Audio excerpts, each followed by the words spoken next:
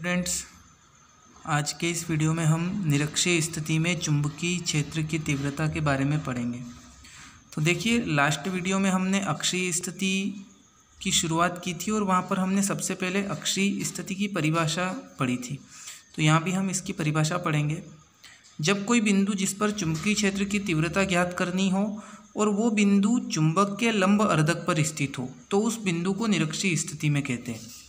देखिए, यहाँ पर मान लिया जाए ये एक दंड चुंबक NSA है। इसके लंब अर्धक पर अगर कोई बिंदु स्थित हो तो उस बिंदु को निरक्षीय स्थिति में कहते हैं। तो देखिए, यहाँ पर ये इसका एक चित्र बनेगा। माना कि N और S एक दंड चुंबक है जिसकी ध्रुव प्राबल्यता m और दोनों के बीच की दूरी या प्रभावकारी लंबाई 2L है।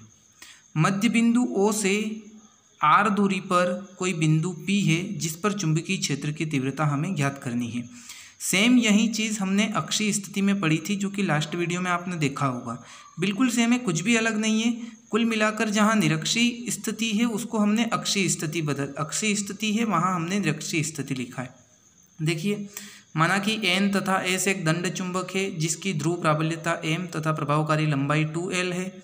इसके मध्य बिंदु O से R दूरी पर बिंदु P पर चुंबकीय क्षेत्र की तीव्रता ज्ञात करनी है। तो देखिए, हमने यहाँ यही लिखा है, मध्य बिंदु O से R दूरी पर निरक्षीय स्थिति में कोई बिंदु P है जिस पर चुंबकीय क्षेत्र की तीव्रता ज्ञात करनी है। अब देखिए, हमने यहाँ पर अक्षीय स्थिति में बिंदु N के कारण बिंदु P पर चुंबकीय क्षेत्र की तीव्रता पहले निकाली थी, फिर S ध्रुव के कारण बिंदु P पर चुंबकीय क्षेत्र की तीव्रता निकाली थी। सेम काम हम यहाँ भी करने वाले हैं। तो क्या लिखेंगे? N ध्रुव के कारण बिंदु P पर चुंबकीय क्षेत्र की तीव्रता। देखिए, यहाँ ऐसा ही लिखा है हमने, N ध्रुव के कारण बिंदु P पर चुंबकीय क्षेत्र की तीव्रता और NP दिशा में सेम वैसा का वैसा है। ये पूरा फॉर्मूला वही रहेगा, B1 बराबर μ0/4 पाई इंटू m/NP², यानी कि डिस्टेंस का वर्ग। डिस्टेंस यानी जो दूरी है, इन दोनों बिंदुओं के बीच की जो दूरी है, NP दूरी है तो NP का वर्ग। जब यहाँ SP दूरी हो जाएगी तो SP का वर्ग हम कर देंगे। तो देखिए, यहाँ पर हमारे पास NP का मान हमें नहीं पता है। अगर आप बारीकी से यहाँ देखेंगे तो O और P के बीच की दूरी R है। O और N के बीच की दूरी, देखिए यहाँ पर दोनों ध्रुवों के बीच की दूरी 2L है, यानी कि 1L ON की दूरी हो गई और O से S की दूरी 1L हो जाएगी। यानी कि हमारे पास OP की दूरी R है, ON की दूरी l है, लेकिन हमारे पास ये PN या NP की दूरी नहीं है। अगर आप इसको ध्यान से देखोगे तो ये एक त्रिभुज बनता हुआ आपको नजर आ रहा है, समकोण त्रिभुज। ये यहाँ इसका 90 डिग्री का एंगल बन रहा। तो हम क्या कर सकते हैं, अगर त्रिभुज PON पर पाइथागोरस प्रमेय लगाए, यानी कि कर्ण का वर्ग बराबर लंब का वर्ग प्लस आधार का वर्ग, तो हमें ये कर्ण यहाँ का पता चल सकता है।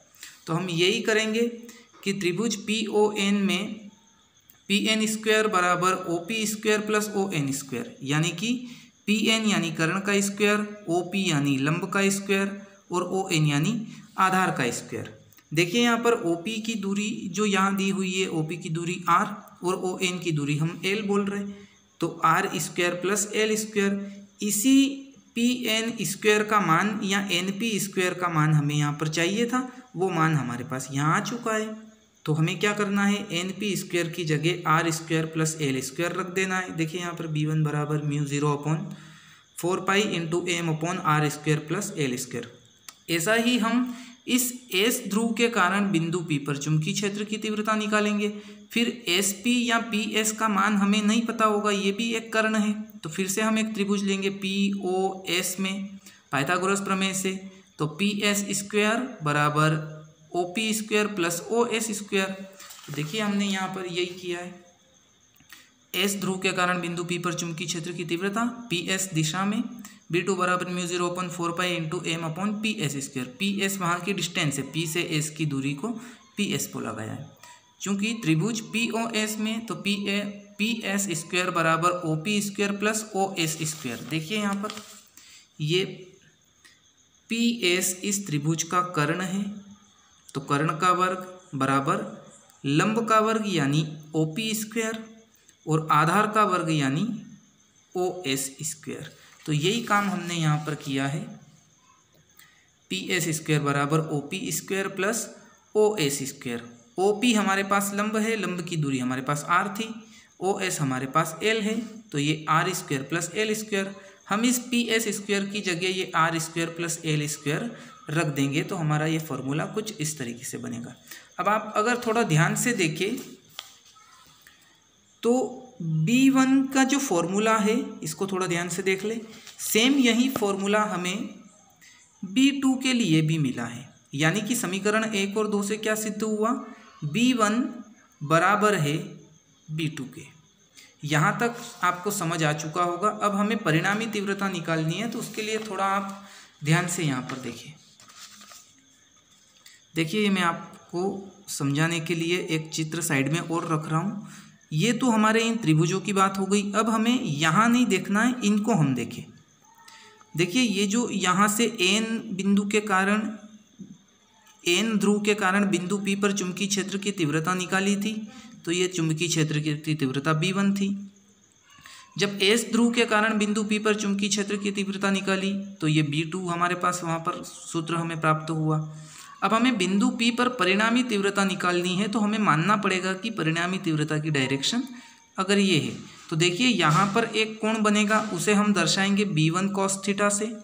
यहाँ एक एंगल या कोण बनेगा, उसको हम दर्शाएंगे B2 cos थीटा से।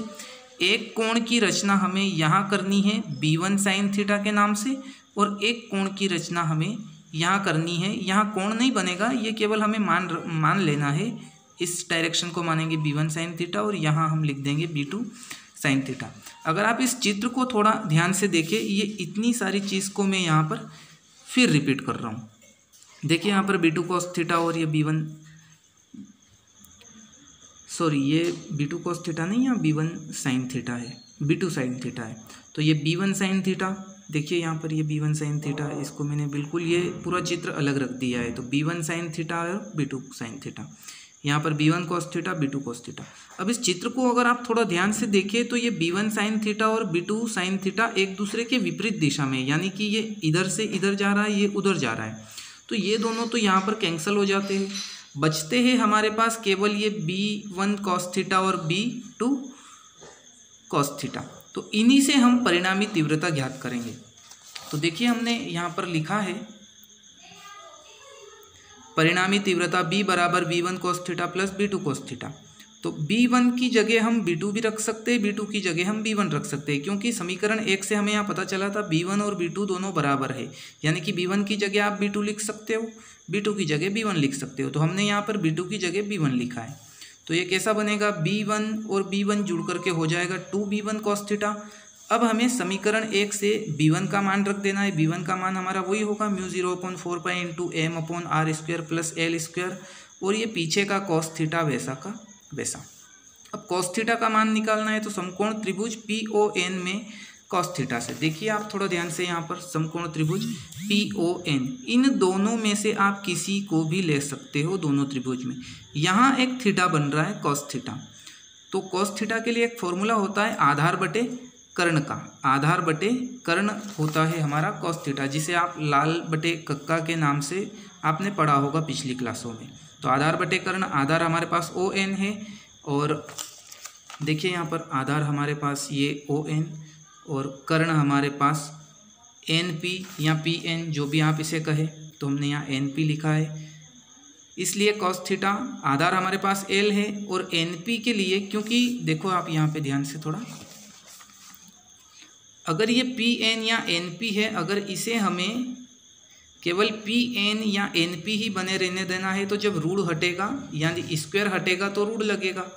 तो ये PN या NP का मान हमारे पास यहाँ से आएगा। तो इसी रूट r² प्लस l² को हमने यहाँ पर ये NP की जगह लिखा है।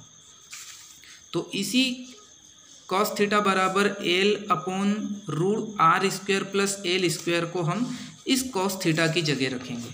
तो देखिए थोड़ा ध्यान से आप, यहाँ पर ये मैंने यहाँ लिख लिया है L बटे √r² प्लस l²। अब इन तीनों का गुणा कर देना है।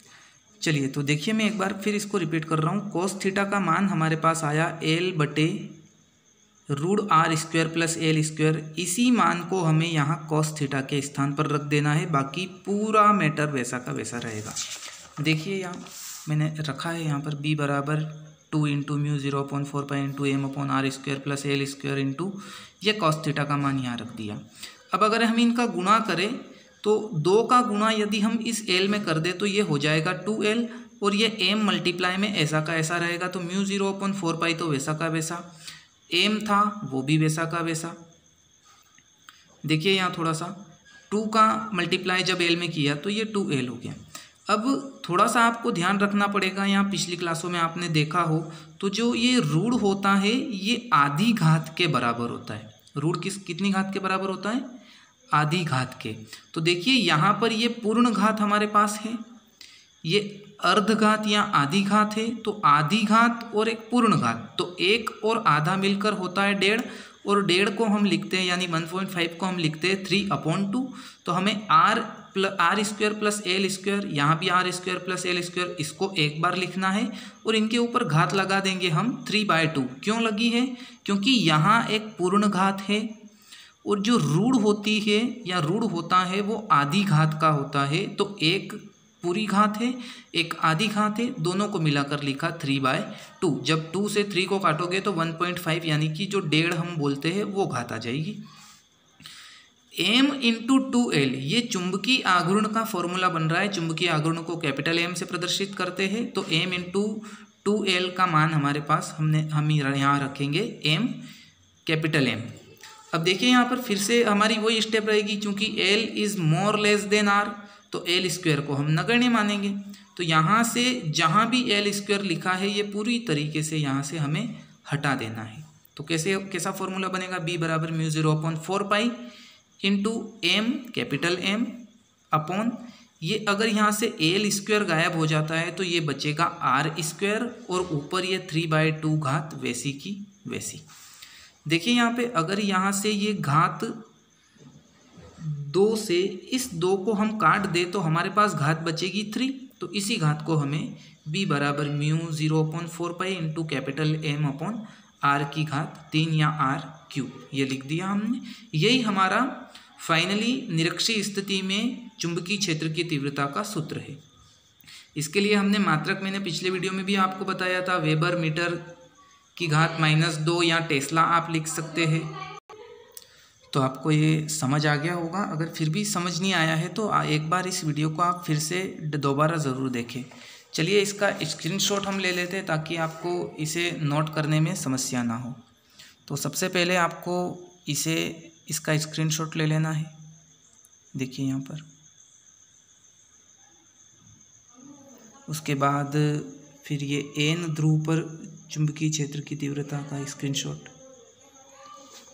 फिर ये s ध्रुव पर चुंबकीय क्षेत्र की तीव्रता का स्क्रीनशॉट ले लेना है। फिर ये यहाँ पर ये परिणामी तीव्रता का ये इतना मीटर आप नोट करें। उसके बाद ये cos थीटा के मान का स्क्रीनशॉट आप ले, फिर आप ये cos थीटा के मान को जब हमने रखा और ये 3/2 घात वाले का स्क्रीनशॉट आप ले। फाइनली ये l is more less than r, यानी कि l नगण्य होगा r की तुलना में, इसका स्क्रीनशॉट आप ले लें। धन्यवाद।